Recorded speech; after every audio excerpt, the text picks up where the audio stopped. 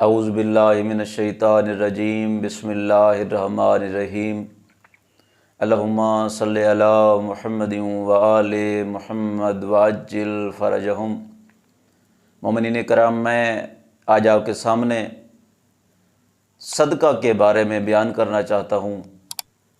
جناب ابو ذر غفاری فرماتے ہیں کہ ایک مرتبہ رسول پاک نے فرمایا کہ جو بندہ بھی اللہ کے نام پہ صدقہ دیتا ہے تو وہ صدقہ جو انسان دیتا ہے وہ صدقہ انسان سے 5 باتیں کرتا ہے، اور وہی 5 باتیں میں آپ کو اس ویڈیو میں بیان کرنا چاہتا ہوں۔ 5 باتیں کون سی کرتا ہے؟ جب انسان صدقہ دیتا ہے، پہلی بات جو صدقہ انسان سے کرتا ہے کہ میں فانی تھا جب صدقہ نہیں ہوا تھا، جب میں روپے کی شکل میں تھا، عام پیسے کی شکل میں تھا، اس وقت میں فانی تھا، لیکن جب تو نے صدقہ مجھے کیا میں باقی ہو گیا۔ دوسری بات جو صدقہ انسان سے کرتا ہے کہ جب میں پہلے تھا، کم مقدار میں تھا، معصوم کا فرمان ہے کہ صدقہ دو چاہے ایک روٹی ہی کیوں نہ ہو۔ معصوم کا فرمان ہے ایک روٹی کا صدقہ دینا انسان کے مر جانے کے بعد 1000 درہم اس کے بدلے میں صدقہ دینے سے بہتر ہے۔ یعنی صدقہ کیا کہتا ہے؟ میں کم مقدار میں تھا، تم نے مجھے صدقہ دے کر مجھے زیادہ مقدار میں کر دیا۔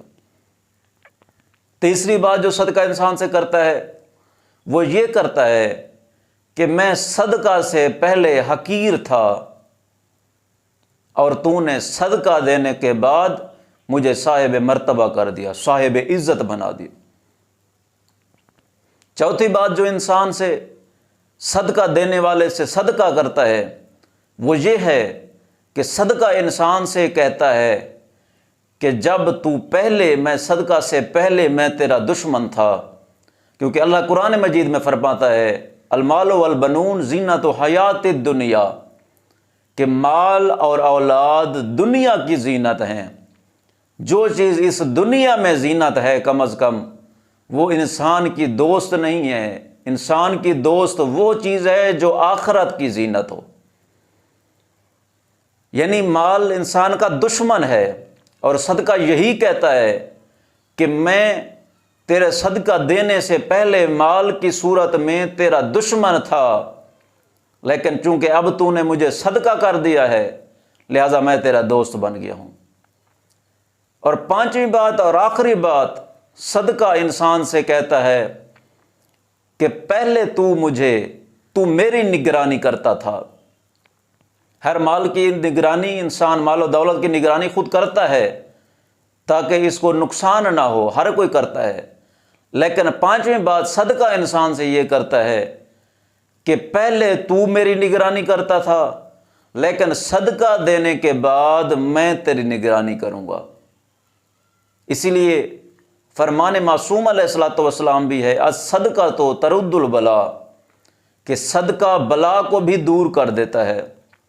اس دنیا میں جو چیز بھی آئی ہے، جتنی بڑی دوا آئے، موت میں تاخیر نہیں کرا سکتی۔